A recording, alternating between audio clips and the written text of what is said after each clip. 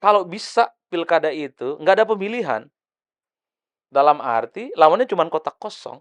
Artinya apa? Jangan sampailah partai politik yang kita tahu sebagai instrumen utama dalam demokrasi justru sangat mudah untuk dimainkan ya, terutama oleh instrumen-instrumen kekuasaan politik. Argumen-argumen yang disampaikan kepada publik, baik argumen yang disampaikan Pak Erlangga Hartarto ataupun elit Golkar, kenapa Pak Erlangga itu mundur? Kenapa bikin kaget? Argumennya itu justru memperkuat posisi Pak Erlangga untuk jadi ketua umum Golkar kembali.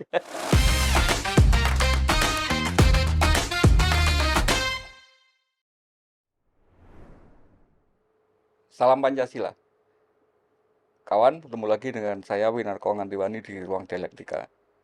Di tengah kita membahas tentang tema-tema seputar peringatan Hari Kemerdekaan Republik Indonesia yang ke-79, kita coba meluangkan satu siniar untuk kemudian membahas tema politik yang cukup rame belakangan karena kemudian sepertinya itu juga mengkonsumsi ruang publik yang sangat besar, yaitu fenomena mundurnya Ketua Umum Partai Golkar, Airlangga Hartarto, yang tentu saja itu mengagetkan publik dan menimbulkan berbagai macam pertanyaan.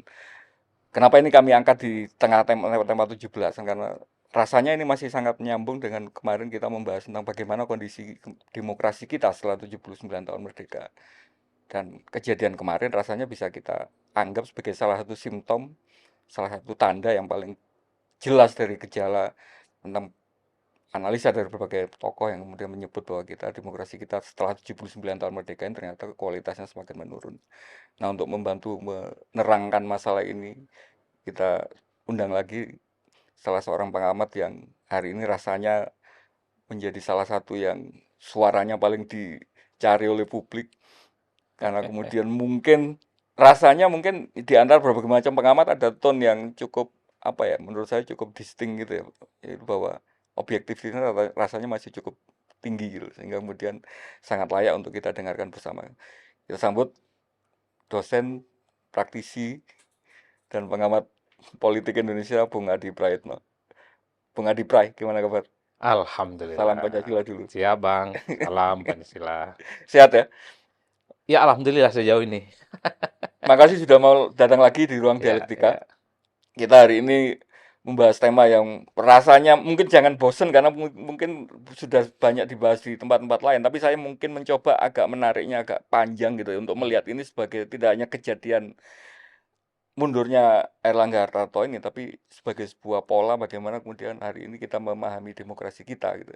Hmm. Bahwa ada sebuah partai politik yang rasanya kalau dilihat secara merit kemarin penampilan Partai Golkar ini di pemilu 2024 kemarin kan rasanya cukup mentereng, Bung ya.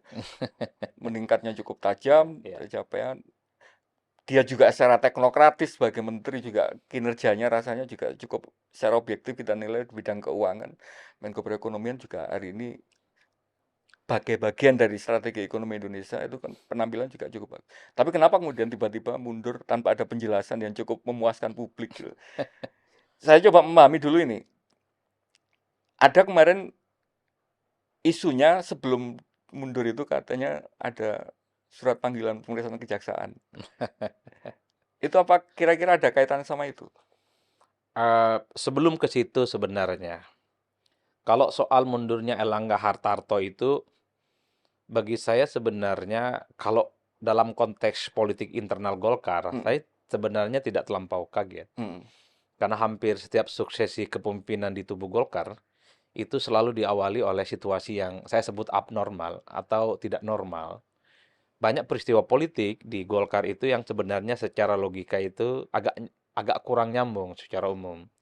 Misalnya dulu kita tahu bahwa Akbar Tanjung adalah ketua umum Golkar yang mampu menyelamatkan Golkar dari ya, ya. dekadensi pasca Orde Baru tentu saja. Era transisi ya waktu itu ya. Ya betul, 2004 Golkar di Pileg menang secara signifikan gitu ya. Tapi kan setelah itu dalam pemilihan ketua umum Golkar, siapa yang bisa menyangka Akbar Tanjung yang dinilai hebat, potensial, kinerjanya bagus, tiba-tiba harus kalah dengan Yusuf Kala. Karena saat itu Pak Yusuf Kala dinilai bagian dari representasi kekuasaan politik saat Hmm, itu. Siapa lagi? Termasuk misalnya kalau kita cek satu persatu, 2014 sampai 2017, Golkar itu punya 4 ketua umum partai. Iya kan? Ya, Era dualisme waktu itu ya. iya, Abu Rizal Bakri misalnya, kemudian ada siapa namanya, Pak Agung Laksono, iya kan? Setelah itu kemudian Setia Novanto, tak lama setelah itu ada Pak Airlangga Hartarto. Setnov itu kan jadi ketua umum Golkar dalam situasi yang tidak normal karena ada dualisme di internal. Muncullah Setnov dianggap sebagai jalan tengah Mm, mm. supaya Golkar itu punya ketua umum baru. Tak lama setelah itu Setnov kurang lebih cuma setahun atau 2 tahun juga berurusan dengan persoalan hukum Airlangga yang kemudian naik jadi ketua umum. Jadi kalau per hari ini sebenarnya muncul dinamika politik karena kan Munas Golkar ini Desember. Itu tiba-tiba ada dinamika, ada gejolak, mundur. Mungkin orang tidak akan kaget. Karena biasanya jelang mau pergantian ketua Pasti umum, ada ada rame itu. sesuatu yang ramai. Dalam konteks itu saya tidak kaget. Yang bikin saya kaget itu sebenarnya ketika argumen-argumen yang disampaikan kepada publik, baik argumen yang disampaikan Pak Erlangga Hartarto ataupun elit Golkar, kenapa Pak Erlangga itu mundur. Hmm. Kenapa bikin kaget? Argumennya itu justru memperkuat posisi Pak Erlangga untuk jadi ketua umum Golkar kembali. Pak Erlangga kan dianggap sebagai ketua umum Golkar yang 2 kali melewati pemilu 2019 dan Dan 2024. 2024. Itu sukses, Mas. Ketika Pak Erlangga Hartarto jadi ketua umum Golkar, ya, sebelum 2019, saat itu kan ada tsunami politik yang besar. Ketua umum dan sekjen Golkar berurusan dengan Ya, hukum juga. hukum. Dan isu Tapi rame kan waktu itu Setia ramai Novanto. sekali, dibully. Tapi Golkar hasil pilegnya, konversi suara di 2019, runner up. Di 2024 juga sama, bukan hanya runner up, tapi suaranya signifikan, Meningkat ya. 15,3%. Itu adalah suatu hal yang tidak bisa dibantah kan. Sebagai sebuah prestasi ketua umum partai itu memang Iya, jelas. kemudian Pak Erlangga Hartarto juga dinilai punya kontribusi terkait dengan pemenangan Pilpres Prabowo dan Gibran. Dinilai mampu menumbuhkan ekonomi sekalipun ekonominya tidak bisa dibanggakan, tapi bisa melaju ancaman resesi. Di Indonesia itu hebat sekali. Hmm. Untuk ukuran Menko. Di tempat yang lain kan resesi selalu berulang-ulang. Kalau itu argumen yang sering kita dengar dari kawan-kawan Golkar, ini kan satu argumen yang sebenarnya mestinya Pak Erlangga Hartarto Malah terpilih lagi lanjut. harusnya gitu. Apalagi pada saat yang bersamaan beberapa waktu yang lalu, memang DPD ini kan kondusif memberikan dukungan politik Yang kembali di Bali ke. itu ya. Betul. Itu adalah instrumen yang paling mungkin ingin kita tegaskan secara internal. Nggak ada Nggak ada masalah. persoalan. Oleh karena itu, kalau dari segi kinerja, internal juga tidak ada lagi resistensi, tak ada lagi tentang Munaslup, tidak ada isu yang terkait dengan pendongkelan Erlangga, ya mestinya Pak Erlangga ini aman ini, kan kira-kira gitu.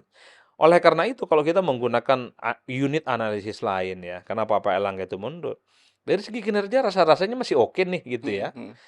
Sebagai Menko masih oke, sebagai ketua umum partai masih oke. Apa dong kira-kira argumen di luar itu yang paling bisa disuguhkan?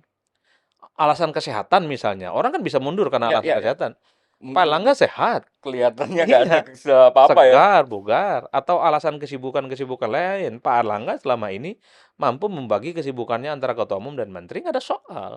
Bicara tentang fokus dan dukungan ke pemerintah saat ini saya kira cukup loyal. Di luar itu kan ada unit analisis lain yang coba untuk disodorkan apa? Oh, misalnya selalu dikaitkan dengan persoalan hukum. Saya tidak mau menyebut ini ada persoalan hukum. Selalu dikait-kaitkan dengan persoalan hukum. Seperti yang sampean tadi tanyakan. Apakah ini karena ada kaitannya dengan panggilan dan seterusnya. Kan itu yang Oke, kemudian ya, ramai. ya. Artinya apa? Mundurnya Pak Erlangga sebenarnya dalam kondisi yang saya sebut tidak normal dong. Untuk posisi sebagai Ketua Umum Golkar dan sebagai Menko, pasti ada kekuatan di luar itu yang saya kira mampu mempengaruhi, mampu meyakinkan, membuat Erlangga Hartarto bimbang. Siapapun kekuatan itu bagi saya canggih dan hebat. Ini politik kelas tinggi betul, Pak. Karena kalau meminta Pak Erlangga Hartarto mundur atau bukan mundur ya, Munaslupnya dipercepat misalnya, ini kan pasti ada dugaan untuk membegal. Ya kan? Menghentikan Pak Erlangga di tengah jalan. Tapi kalau Pak Erlangga mundur dengan kesan lillahi ta'ala, mundur dengan kesan tidak ada persoalan, ada alasan supaya Munasnya dipercepat. Kan begitu. Ini canggih barang, Pak.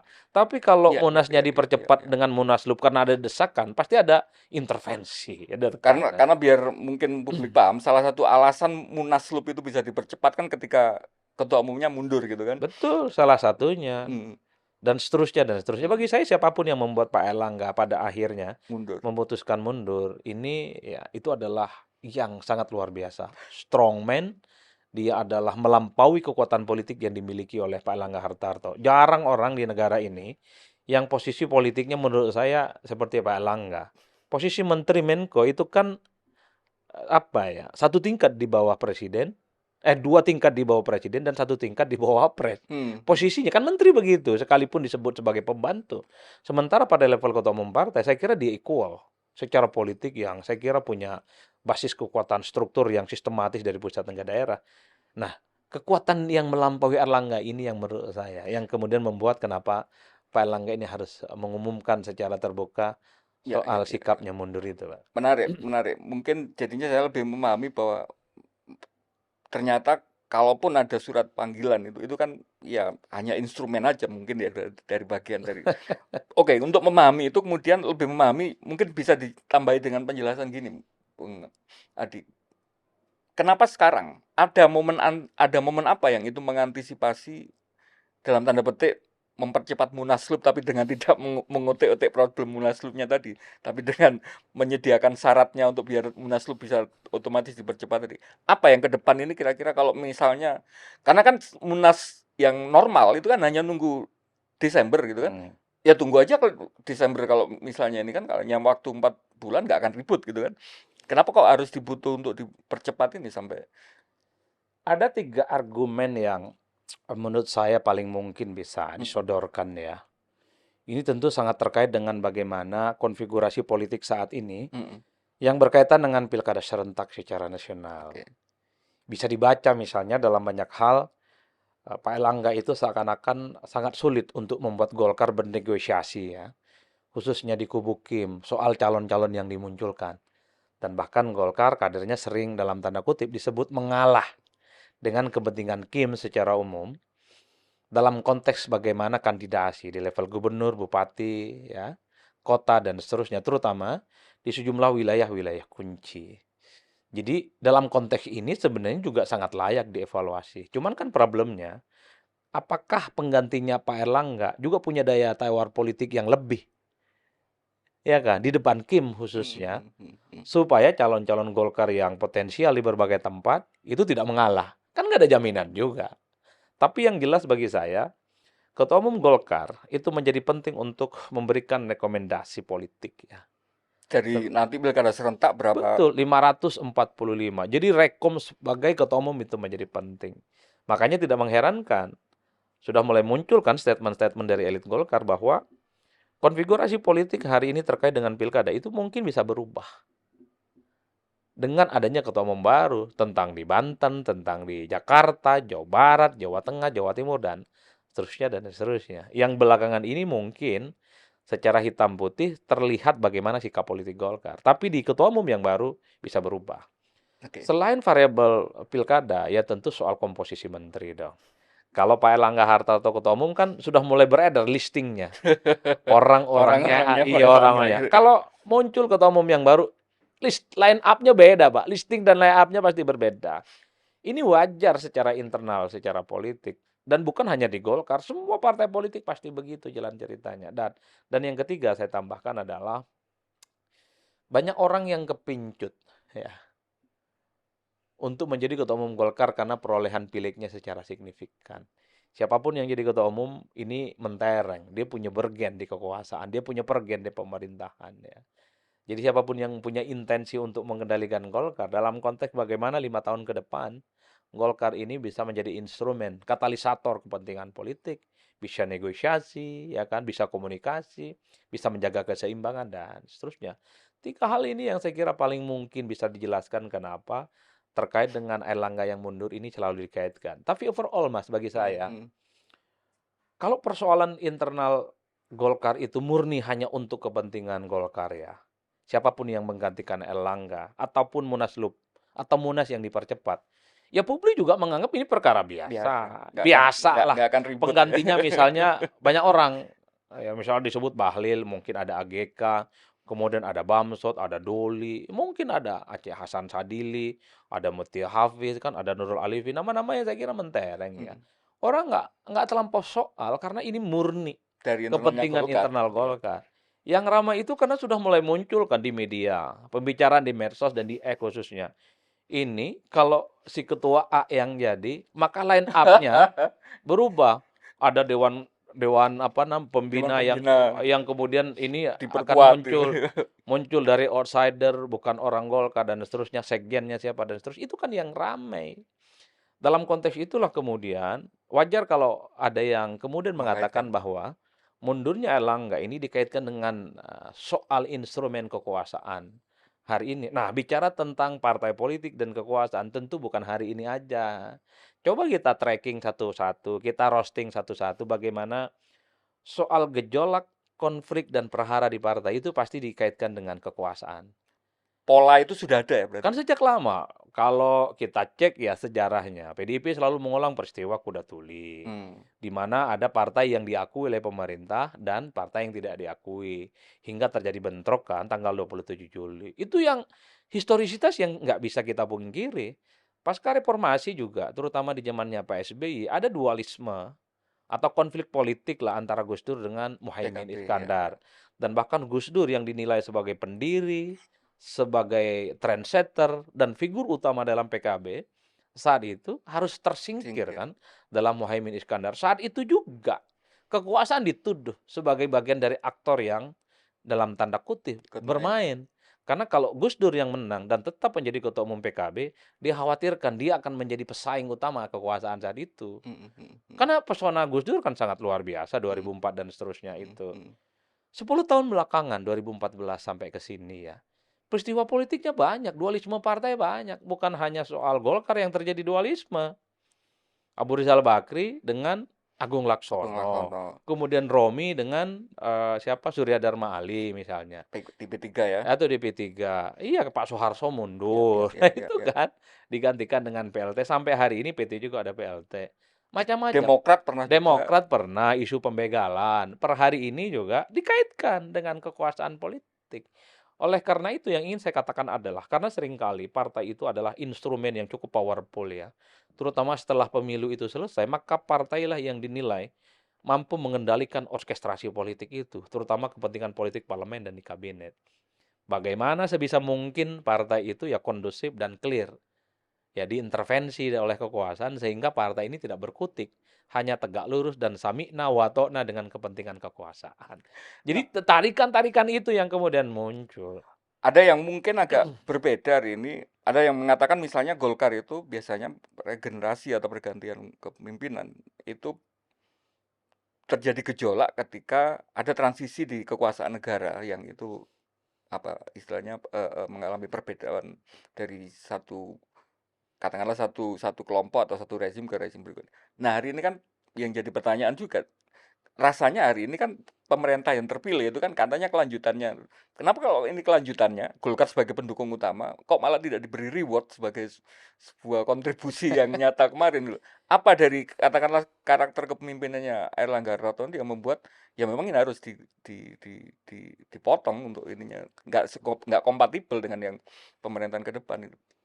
Ya saya kira juga problemnya kompleks ya, ada Hmm. faktor internal dan eksternal. Dari segi internal mungkin sudah saatnya Pak Erlangga itu memang harus regenerasi dan digantikan dengan sosok yang baru karena Pak Erlangga ini kan relatif lama Ya, juga jadi ketua 7 umum tahunan partai ya. dibandingkan dengan yang lain. Artinya apa? Kalau ini untuk kebutuhan internal supaya ada regenerasi nggak ada soal. Mhm.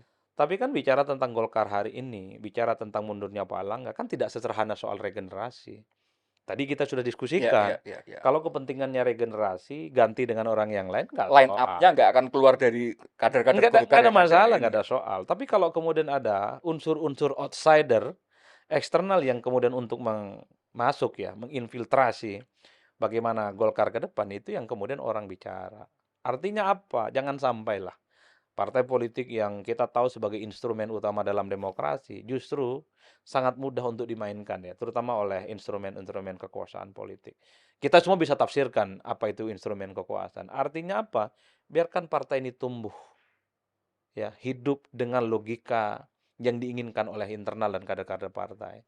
Tapi bukan dengan logika-logika yang di luar itu yang justru akan secara perlahan membuat partai itu ya tidak independen, tidak netral, dan dia hanya menjadi satu instrumen untuk kepentingan kekuasaan. Itu kan nggak sehat. Padahal kita tahu partai politik itu adalah tempat untuk memproduksi Iya, calon iya, iya. kepemimpinan. Kalau kita sepakat bahwa demokrasi kita hari ini tumbuh dengan baik, mestinya partai itu dibiarkan tumbuh dan mekar. Siapapun ketua umumnya, siapapun strukturnya, itu nggak ada soal. Biarkanlah mereka Harusnya bertanding ini, dalam iya, iya. setiap event pemilu setiap 5 tahun itu. Yang kita tidak mau tentu saja bahwa partai itu terlampau banyak diintervensi, terlampau banyak diresoki oleh instrumen-instrumen kekuasaan. Apapun kekuasaannya, supaya kita tidak lagi mengulang peristiwa sejak Kuda Tuli tahun 1966 kalau tidak salah dengan hari ini. Artinya apa? Perlu juga kita ada mau'idah hasanahnya. Jadi siapapun nanti jadi presiden di masa yang akan datang, biarkanlah Hormatilah partai. lah proses demokrasi gitu, Betul, kelembagaan demokrasi betul. itu. Nanti tinggal uji materi siapa kader-kader yang terbaik di negara ini dari setiap partai yang kemudian mampu merebut ya prospek kepemimpinan entah presiden, entah Mhm, mhm. gubernur, bupati, wali kota dan seterusnya dan seterusnya. Saya ingin mendetailkan tadi semacam apa, analisa Bung Adi yang menjelaskan tentang apa, motif atau ini yang berada di balik itu ya. Yang pertama yang aspek pilkada dulu.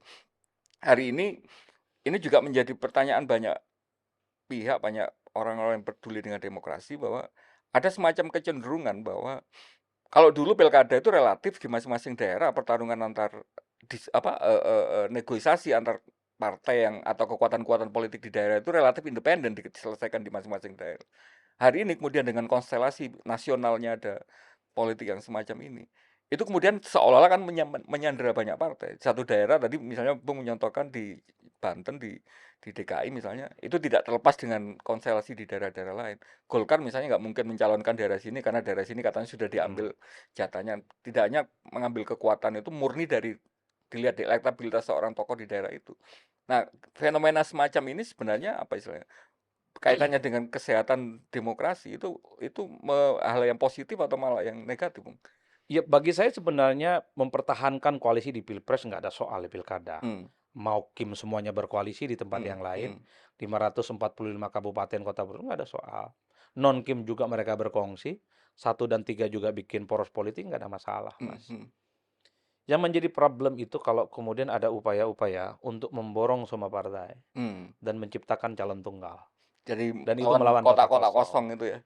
Atau calon yang cukup powerful diciptakan calon asal-asalan atau calon jadi-jadian. Terkesan ada demokrasi, terkesan ada kompetisi di pilkada, padahal kita tahu Pilihannya sudah calon disediakan gitu ya? tapi calon itu ya hanya sebatas hore-hore kan, dan dipastikan tidak akan menang. Nah itu yang sebenarnya kalau kita mau jujur untuk kepentingan politik taktis dan pragmatis, mungkin itulah yang terjadi. Kalau bisa pilkada itu nggak ada pemilihan, dalam arti lawannya cuma kotak kosong. Jadi orang-orang besar punya popularitas dan elektabilitasnya tinggi sebisa mungkin nggak bisa maju dengan cara borong partai. Kalau itu bisa dilakukan, dan itu dilakukan untuk kepentingan taktis. Tapi rakyat kan dirugikan. Rakyat itu taunya pilkada itu milih orang, bukan milih kotak kosong. Pilkada itu bagian dari pemilu. Esensi dari pemilu adalah kompetisi. Orang dengan orang, bukan orang dengan kata kosong. Kan dalam konteks itu secara kaidah demokrasi dan kepemiluan, udah salah. Orang menunya cuma 2, satu orang, satu kotak kosong. Itu nggak sehat. Nah yang kedua misalnya, kalaupun toh tidak melawan kotak kosong, calon jadi-jadian ini kan konspiratif juga. Iya, iya, iya, iya. Terkesan ada calon, tapi calon itu sebenarnya diproyeksikan untuk menutupi bahwa pilkadanya sudah ditentukan. Nah ini yang sebenarnya kita ingin hindari ya, kalau boleh berharap. Kenapa? Karena kalau kita bicara tentang konfigurasi terkait pencalonan kepala daerah hari ini, itu yang bicara adalah demokrasi elit, tidak rakyat. Kenapa demokrasi elit? Karena yang bisa menentukan adalah elit-elit partai. Ketua umum dan sekjen partai, orang nomor satu dan orang nomor dua di partai. Orang seperti Winter, orang seperti Robert Michel, ini disebut sebagai oligarki politik. Oligarki politik itu merujuk pada satu dua orang yang cukup dominan, powerful di partai, Menguasai semua tapi dia kekuasaan. menguasai segala-galanya. Ini yang kemudian menjelaskan kenapa orang-orang yang begitu banyak di negara ini, calon-calon kepala daerah yang Men- popularitas dan elektabilitasnya menjulang Punya sampai situ atur. pengalaman, punya ini gitu ya. Kalau Tapi ternyata pengalaman mungkin bisa jadi ya, perdebatan. ya Tapi orang-orang yang cukup nggak signifikan bisa dapat popularitas tiket dan gitu. elektabilitasnya terancam tak berlabuh. Orang seperti Anies Baswedan, salam itu di Jakarta. Anies itu kurang apa dari segi popularitas dan elektabilitas ya. Meski kalau persoalan kinerja pasti debatnya Ya, panjang ya, lah. ya, ya. Tapi kalau kita menggunakan instrumen survei, alat-alat kuantitatif yang dinilai sebagai suara rakyat, suara dari akar bawah, mestinya orang seperti Anies dapat tiket. Mestinya partai-partai rebutan gitu ya untuk ini ya. Rebutan, ini barang bagus. Karena pasangan dengan sendal jepit pun bisa menang kan gitu, Pak. Tapi itu kan tidak terjadi. Karena demokrasi elit tadi. Ada kecenderungan bahwa orang-orang top, orang populer sebisa mungkin tidak bisa maju. Begitupun dengan di Banten. Orang seperti Airin, nggak ada yang bisa jamin bisa maju, Pak. Airin itu ya kita tahulah ya, adalah representasi politik dari Golkar. Kuat, solid, mantan wali kota di Tangerang Selatan, 2 kali berturut-turut dinilai sukses. Wali kotanya Bung Adi itu ya. Iya, popularitas dan elektabilitasnya tinggi, tapi per hari ini nggak ada yang jamin bisa maju. Ataupun bagaimana kita bisa menjelaskan fenomena Ridwan Kamil. Di Jawa Barat tidur saja bisa menang gitu loh, Pak. Ngapain dipaksa pindah ke Jakarta gitu ya. Kemudian harus terpaksa kalau mau disebut, pindah ke Jakarta bermodalkan elektabilitas 8% untuk maju. Itu kan secara logika politik sangat beresiko. Tapi inilah yang saya sebut sebagai demokrasi Demokrasi elit. elit. Demokrasi elit. Itulah yang saya sebutkan. Kalau saya ceramah dan diskusi-diskusi di kelas, kita itu sampai pada fase hari ini di mana demokrasi bukan lagi di tangan rakyat, tapi demokrasi itu di tangan elit. Kita disuguhkan dengan sosok-sosok yang tidak populer, oleh orang yang tidak kita kenal, oleh orang yang tidak pernah kita tahu rekam jejak dan portofolio politiknya, tapi karena diusung dan rekomendasi oleh elit, kita dipaksa untuk memilih itu di TPS nanti. Kira-kira itu mementingkan kepentingan rakyat nggak? Ya enggak lah. Ya kalau ngomong kepentingan rakyat ya begitu, orang-orang yang setidaknya ya. Paling disukai sama masyarakat lah minimal. Iya, kan kita meyakini bahwa survei ini kan satu instrumen untuk mendeteksi bagaimana kecenderungan publik. Iya. Dilihatkan siapa yang populer, dilihat siapa yang dianggap kenal, dinilai punya kinerja dan seterusnya. Ini yang kemudian menurut saya menjadi bagian dari cacat bawaan dari demokrasi. Demokrasi elit juga bagian dari demokrasi, tapi ini tidak ideal karena yang ideal itu adalah bagaimana secara mayoritas rakyat itu menghendaki dan itu akan terjadi. Oleh karena itu ya kalau kita mau jujur sebenarnya siapapun yang bertarung di pilkada, partai apapun yang bertarung jangan sampai gitu ya yang saya sebutkan tadi melawan kotak kosong. Karena itu menyalahi hitoh pemilu, itu menyalahi hitoh demokrasi. Dua hitoh ini yaitu kompetisi dan persaingan. Itu saja, Pak. Kalau misalnya kondisi seperti ini diteruskan ya, keterputusan antara logika rakyat, antara pilihan-pilihan masyarakat yang oke katakanlah tercermin melalui survei, tapi kan survei itu terbangun melalui keterkenalan langsung dengan kandidat gitu ya. Artinya rakyat pengen kandidat itu menjadi pilihan gitu kan. Kalau kondisi-kondisi seperti ini terus kira-kira rakyat apa nggak marah gitu. Loh saya suka Mas itu Pak Bapak itu calon itu. Kenapa nggak disediakan pilihan itu gitu. Hari ini rakyat itu diharamkan untuk marah. Kemarahan kolektif rakyat itu nyaris kita tidak pernah saksikan secara umum. Selain memang isu yang selalu berubah dalam sesaat, tak ada medium yang mampu mengkatalisasi kemarahan-kemarahan itu. Dan yang kedua, pemilih dan masyarakat kita itu memorinya pendek. Udahlah, ini hajatan 5 tahunan, nggak terlampau. Perlu juga canggih-canggih tanya tentang visi misi kandidat. Siapa yang rajin mendatangi mereka, bawa kerudung, bawa sembako, hal-hal yang konkret, ya dialah yang dipilih. Tapi kan kita tidak bisa memanipulasi masyarakat kita yang memorinya pendek. yang keseharian hidupnya itu berkelahi dengan kesusahan, Mhm. mestinya pada level elit partai, pengurus partai yang kita kenal sebagai instrumen politik, mampu melakukan edukasi politik. Kalaupun toh tidak mau melibatkan mereka secara umum, minimal ada pemilu internal di partai. Pemilu Konvensi itu internal, ya? konvensi, pemilu internal atau apapun judulnya. Saksikan itu bahwa di pemilu internal ini loh calon yang kemudian diinginkan. Ini loh calon yang kemudian ingin dipertandingkan.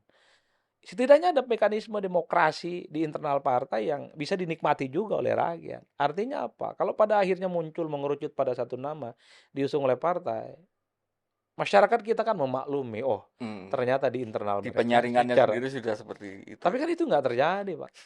Orang yang dulu tidak pernah kita dengar, tidak pernah kita kelihatan, tiba-tiba nyalon. Nggak ada masalah sih dalam konteks itu, tapi kan apa yang kemudian bisa kita harapkan dari satu potret demokrasi yang memilih orang yang sama sekali tidak pernah kita kenal track record-nya. Pilkada serentak kali ini di 2024, saya ulangi lagi, 545 kabupaten, kota, dan provinsi, itu masa kampanye cuma 2 bulan. Bisa apa dengan 2 bulan itu, Pak? Terutama orang yang sama sekali baru di bidang politik, nggak punya track record, tiba-tiba masuk Oleh ini. karena itu, kalau kita bicara tentang bagaimana memperbaiki kualitas demokrasi elektoral kita per hari ini, terutama dalam demokrasi pilkada, ya kuncinya di elit, Pak.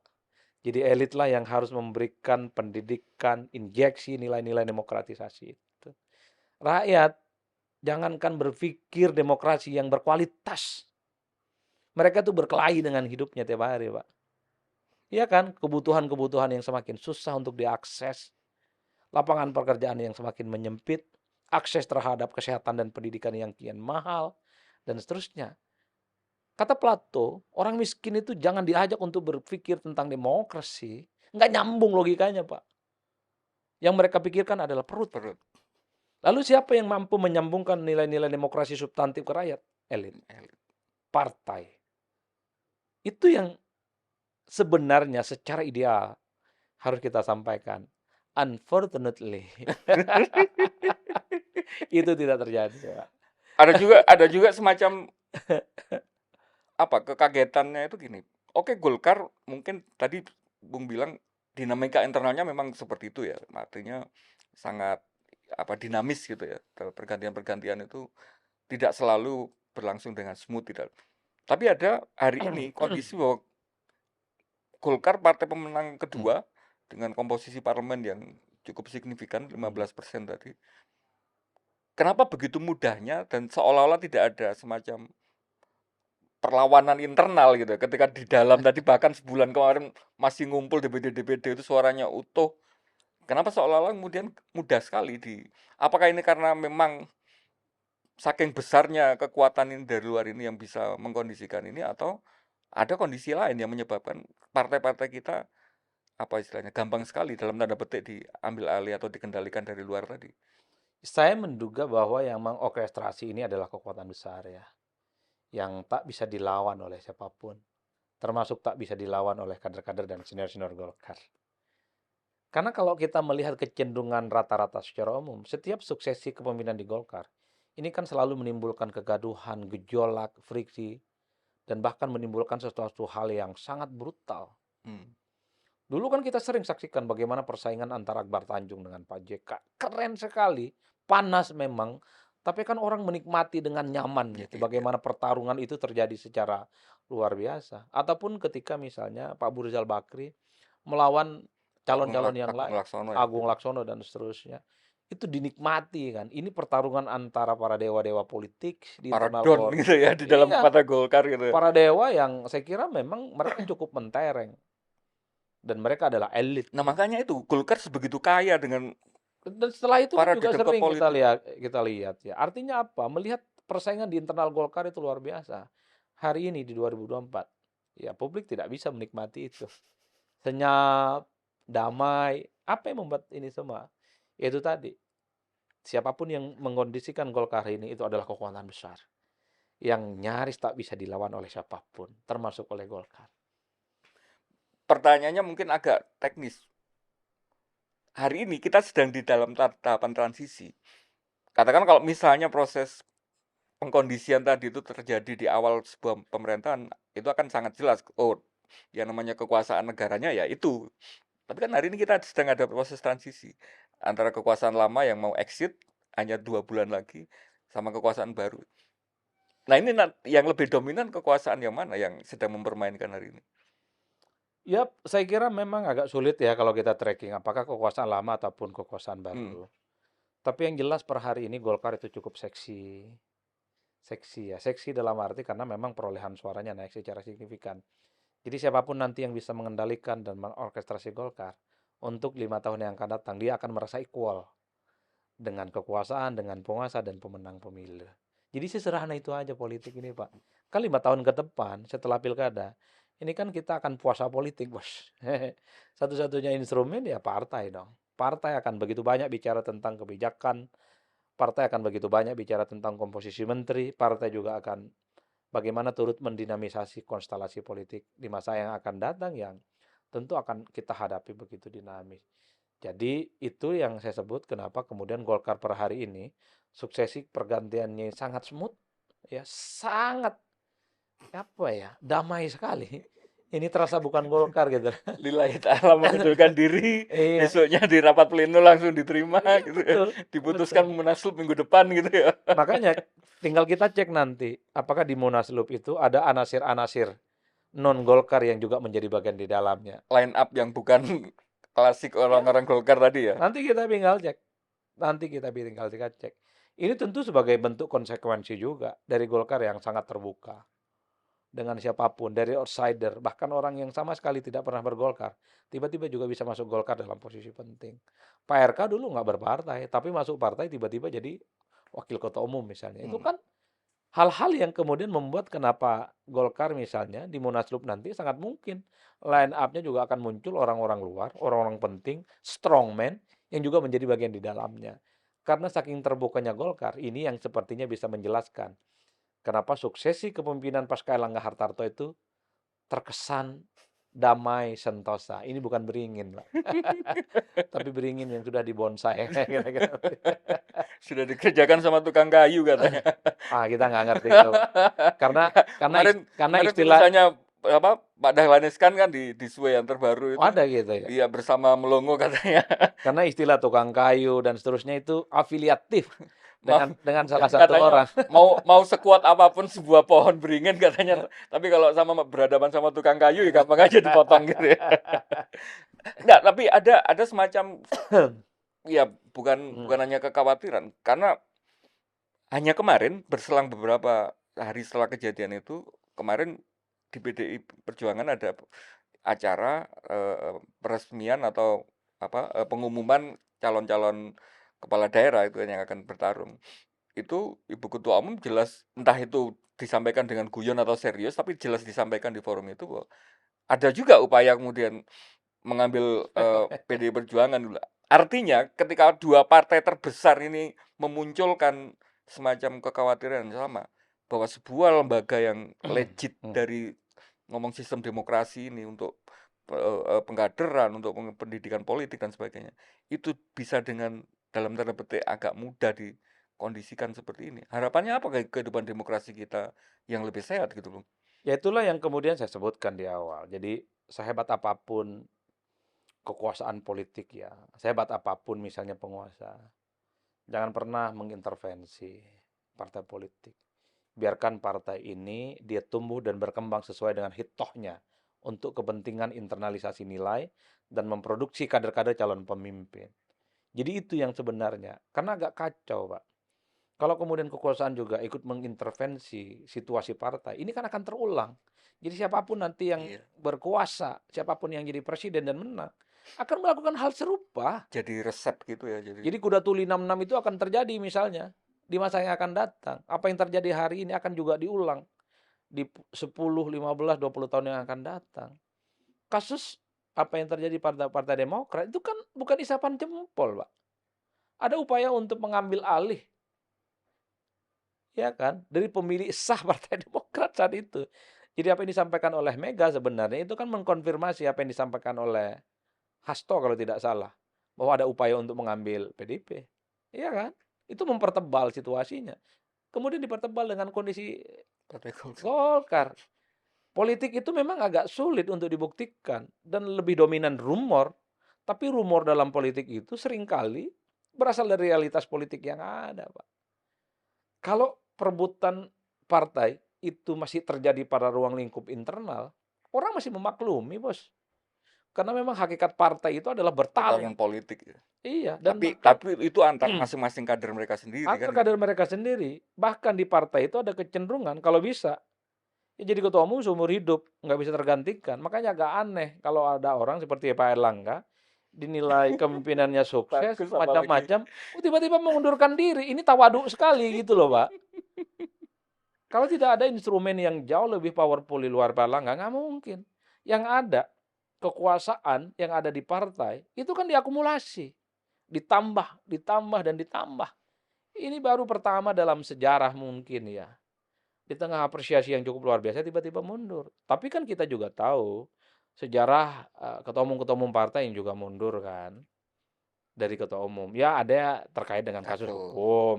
Ada juga misalnya lebih memilih fokus untuk jadi menteri Mm-mm. dan untuk urusan partai diberikan kepada yang lain. Jadi insidental dan alamiah. Kalau yang ini kan nggak alamiah gitu loh Pak. Ini yang kemudian ramai Ada diperbincangkan. politisi lillahi ta'ala hari ini. Nah, itu yang sering kita bicarakan, Mbak. Oleh karena itu ya, orang seperti kita, pekerja pemilu, pekerja politik, dosen dan peneliti tentu jangan sampai apa yang kita diskusikan yang sifatnya normatif dan ideal, ini justru tidak terjadi dalam realitas politik kita.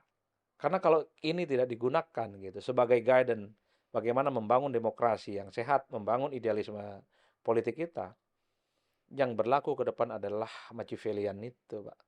Yang penting menang dengan cara apapun, yang penting berkuasa dengan cara apapun. Itu yang tentu tidak kita inginkan. Kan ada satu istilah yang dipopulerkan oleh ilmuwan politik belakangan ya, untuk melihat bagaimana negara-negara demokrasi, tapi dalam praktiknya demokrasinya itu tidak terlampau sukses secara substantif. Itu yang saya sebutkan kan di beberapa diskusi saya mengatakan ada istilah yang disebut dengan Otoritarian kompetitif iya, itu. authoritarianism kompetitif itu. Salah satu cirinya adalah pemilu memang ada, tapi hasil pemilu sudah bisa ditebak. Karena dikendalikan dan dikontrol. Terkesan begitu banyak partai politik sebagai bagian dari ornamen demokrasi, tapi partai politik itu tidak mau dan tidak bisa bikin pilihan politik dengan kekuasaan dan seterusnya. Banyaklah Jadi hanya contohnya. sekedar stempel gitu aja ya Ya, mereka. oleh karena itu, inilah yang tidak mau bahwa demokrasi kita itu hanya ramai datang ke TPS, muncul angka-angka tentang tingkat keterpilihan, tingkat kemenangan dan seterusnya. Tapi Tingkat bagaimana secara kualitatif demokrasi itu kita sehat. Partai itu dibiarkan tumbuh berkembang dengan baik, tanpa dibonsai, tanpa diintervensi, dia biarkan tumbuh sebagai wadah bagaimana orang menempa sebagai bagian dari potret masa depan kepemimpinan. Kan kira-kira begitu, Pak. kalau kemudian kita coba merefleksikan lagi dengan kondisi kemerdekaan kita hari ini 79 tahun kita mau merayakan 3-4 hari lagi. Founding father kita sudah pernah mencontohkan pemilu 55 yang katanya sebegitu hidup, berapa puluh partai katanya, dan itu semuanya bagus, tidak ada intervensi dari negara. Kemudian juga setelah Orde Baru yang kemudian kita tadi sudah kelihatan kita dibonsai, dikoreksi dengan reformasi, yang itu ternyata ujung-ujungnya kembali lagi ke sini, ke situasi di mana kondisi demokrasi pemilu yang harusnya menjadi proses transisi demokrasi disebut Bung sebagai hanya sekedar akomodasi untuk kelompok-kelompok otoritarian ini. Apa kemudian pelajaran yang bisa kita petik sebagai sebuah bangsa untuk kemudian menyehatkan lagi kehidupan demokrasi ini? Apa perlu reformasi lagi? Apa perlu revolusi? Atau perlu penataan yang karena kalau bayangan saya kaitannya dengan yang Bung sampaikan tadi, elitnya harus berubah. Kalau itu elit nggak ada insentif apapun untuk merubah ini, ya mereka akan tetap melakukan ini karena sudah terbukti Ya nyata gitu. kalau dikaitkan dengan momentum kemerdekaan, Mm-mm. bagi saya sederhana lah ya. Karena kita sudah terlanjur meyakini demokrasi sebagai Pilihan ya. pilihan dan instrumen politik, jadi demokrasi itu harus menjadi guidance untuk semua sektor perbaikan, Pak. Jadi demokrasi harus mampu menjamin bagaimana ekonomi itu tumbuh dengan baik. Demokrasi itu harus diarahkan bagaimana pertumbuhan politik kita secara kualitatif juga harus semakin sehat dan berkembang dan seterusnya dan seterusnya. Hanya dengan cara itu.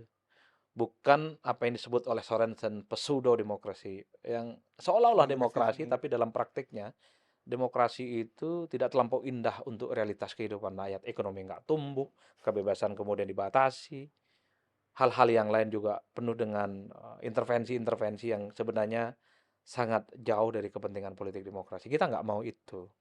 Jadi di kemerdekaan yang 79 ini mestinya kita harus meyakini hanya dengan cara berdemokrasi inilah kemudian kita itu bisa maju dalam semua urusan. Kan itu saja jalan ceritanya, Pak.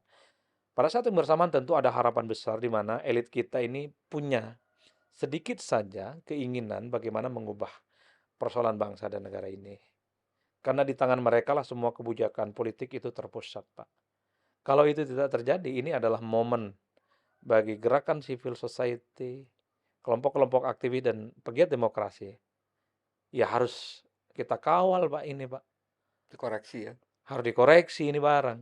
Kalau elit ini sudah tutup mata dengan perubahan, kalau sudah tutup mata dengan segala hal yang terjadi, hal-hal yang kontraproduktif dengan kepentingan rakyat, tidak boleh tidak.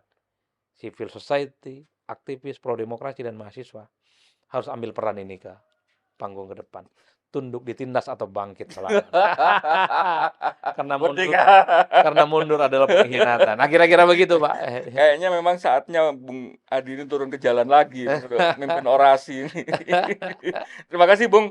Siap. Rasanya mungkin kita tidak sedang mencoba mencari solusi cepat gitu ya, karena kemudian memang ini bukan hal yang sederhana.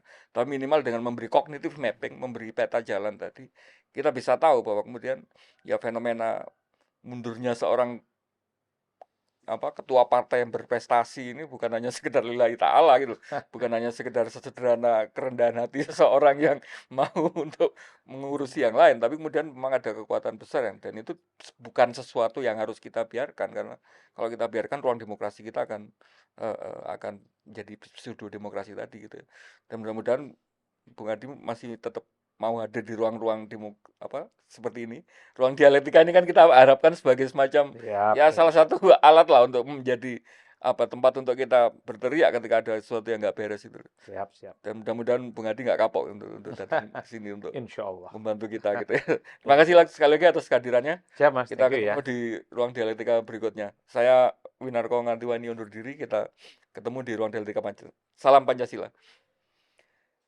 Thank you.